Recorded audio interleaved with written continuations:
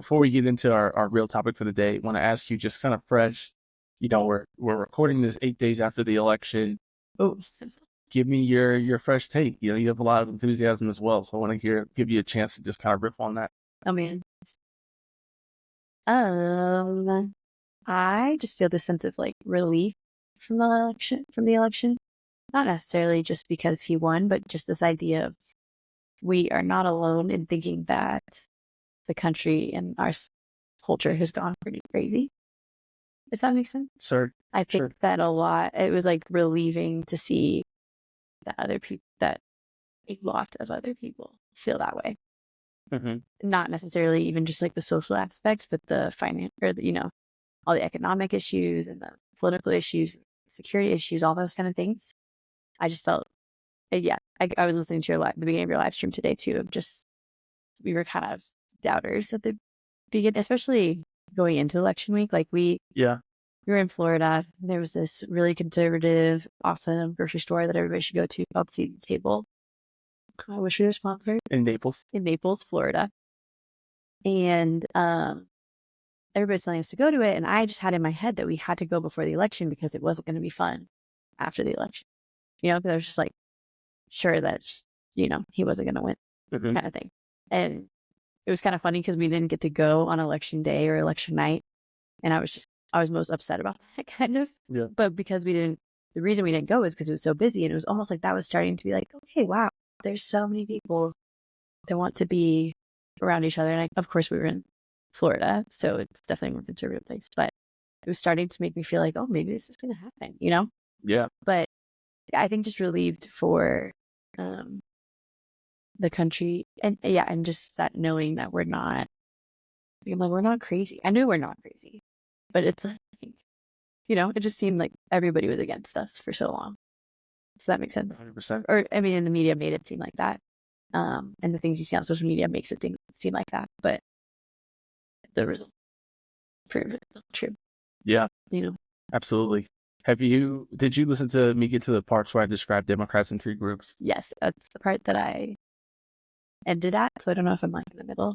That's when you cut out. You thought that was so bad. Definitely had to come. It was great.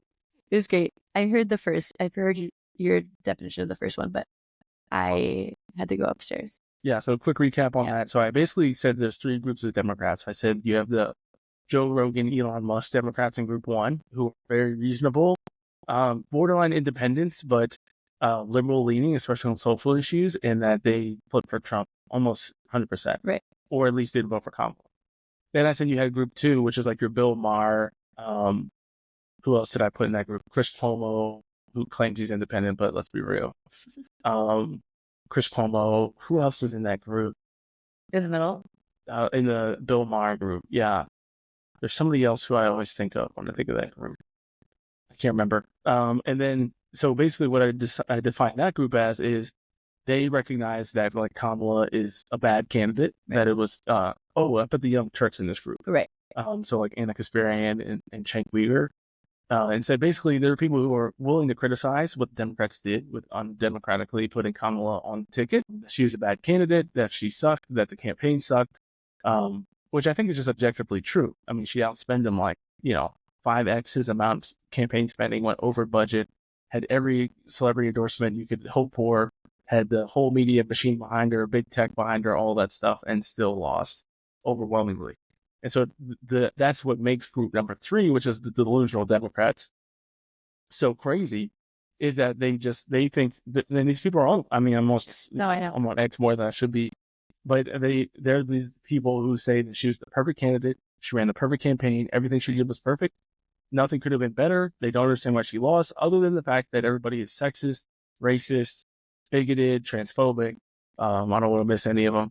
Homophobic, ageist, whatever, you name it, or all the things. And that's why they lost. I played this clip. I don't know if you've ever seen have you ever seen the CNN interview where it's a black guy and like the white guy for Harris, like, stereotype, just this really, really effeminate, white guy with these, he's just very progressive looking. Yeah.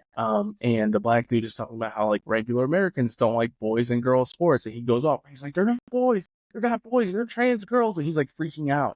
And the black dude's like, bro, he's like, this is why we So you're lost. proving, wait, is this a real thing or is it fake? No, it's a real clip. I played it. Yeah. I thought it was like a fake, or like, So sorry, I'm recapping this for everybody who listened last week. Sorry, but I know a lot of people come just for your episodes. That's why I didn't feel bad going into it. But it's a beautiful thing because I'm like, this is number 2 talking to number 3, right? Yeah. Group 2 talking to 3, and they're realizing like he's like, I'm not being transphobic. It's just what he's like, regular Americans. He's like, they're not regular Americans, and the guy goes off saying that it's a small minority of America who thinks that trans girls are boys. And it's like these people live in academia and they live in this very tight echo chamber that just like reverberates the things that they believe, and they think that there's enough of them to win. And what I realized, what makes me most optimistic, is I think that I thought Group 3 was a lot bigger than it is, but it is big enough that it's going to like affect and be devastating, I think, for the Democratic Party. Interesting. I said that they will be the equivalent of what MAGA would have been for Republicans if Trump lost this election in 2028, where they would have been like, Trump again.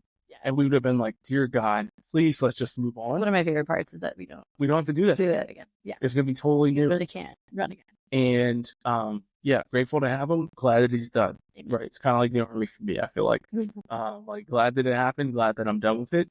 And they're going to be that 2028, where they're going to be like, put Newsom or like the most rabid progressive up there, and you're going to have moderates that will run in the primary, and they're going to vote for the most progressive among them, and the most progressive will go out there.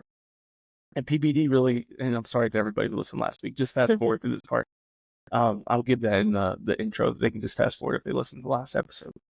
But PBD really, I felt like dissected it really well, because he said that Joe Biden was a moderate, basically pretending to be a progressive. I'm saying that. And I was like, man, that's a beautiful assessment, where Kamala is a true progressive, or at least willing to be a true progressive. She really, I thought that was interesting how you're talking about she just like kind of does whatever, which is kind of interesting thinking about. This would get kind of conspiratorial a little bit, but you were saying that there's somebody running behind Biden. Well, why wouldn't they put another candidate out that they could also just control, run? Yeah, there's no doubt about that. Yeah. I mean, I thought that was the funniest part of the episode. I said he couldn't run a McDonald's. Yes. Yeah, thank you. But I just think, I mean, I know it's really interesting just to think about all of that. And I also liked your... And this was Trump. This was the most hated man in America, with everybody against him. Hitler, Nazi, all of that. Imagine if we had somebody out there that was like... Think of a Ron DeSantis, or somebody who's like just respected. Yeah, they can't... There's nothing to run on that he's going... And again, I said that this is going to be after another 4 years of Republicans not becoming a dictator, not becoming, all the things that they... fascist, all the things that they're going to say. There's still going to be birth control available. Gay marriage is still going to be a thing. Nationwide abortion ban is not going to happen. All the things that they run on, then that's why I think they were putting everything in. They went all in except for on the candidate. That was the only thing to me that always felt like they were just kind of giving up, was like letting Kamala run and not running a Newsom or somebody that they feel like is more of like an up-and-coming star. Right.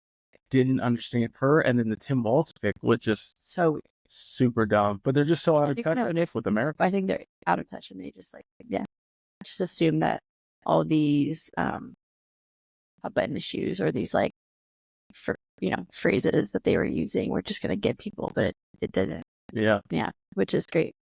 Yeah, it's just really, the whole thing is really interesting. I was thinking back to, and we've talked about this, and you kind of mentioned this on your last podcast too. We're not the biggest Trump fans in the world, right? And like, I remember when he first ran, I was actually studying abroad, and we couldn't get to the embassy in time to vote on that election. And I remember being like kind of relieved that I didn't have to vote for him. Yeah, because you didn't want to. Because I didn't want to.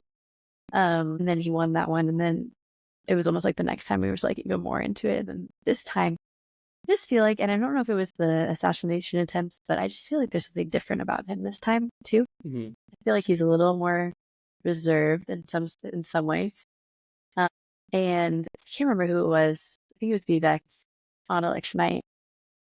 I think so. It was talking about, it was one of the videos I was watching or something like that, was talking about how now that he almost doesn't have to win again, he is going to be just a different person, almost in some senses, of like maybe a little more reserved and a little more, I don't know how to describe it. Do you see that as well? Like, it seems like he seems a little different this time around, but I don't know. Yeah, I mean, the near-death experience was definitely big. Yeah. I think he is more like closer, deeper in his faith a little bit and more grounded in that way. And I think he learned a lot the first time around, Yeah, I think you know? Like, I think he was still with a lot of kind of like old school Republicans the first time around, that he's not going with this thing with like the Matt Gaetz pick is. for sure. Yeah, some of those are really interesting. I don't know, I still don't think he's going to be perfect. I'm amazed that this was my argument with the people who were, Mad at us for posting about it. oh, not mad at us for posting about it, but the people who are arguing with me that like we shouldn't vote for Trump, or Catholics who were saying I shouldn't support him anymore. It's funny to me. The funniest thing about some of those people is they were super pro Trump, and then they turned against him because of IVF or whatever it might be. And my whole thing with him from the beginning is that he's very imperfect. Right. This is exactly what a lot of the critics, the progressives in our lives, who, how can you as a Catholic support him? And it's like, yeah, it's difficult. Right. He's not like, why do I like Ron DeSantis more? Because Ron DeSantis is a married man who like loves his wife and children, and I think goes to church on Sunday genuinely.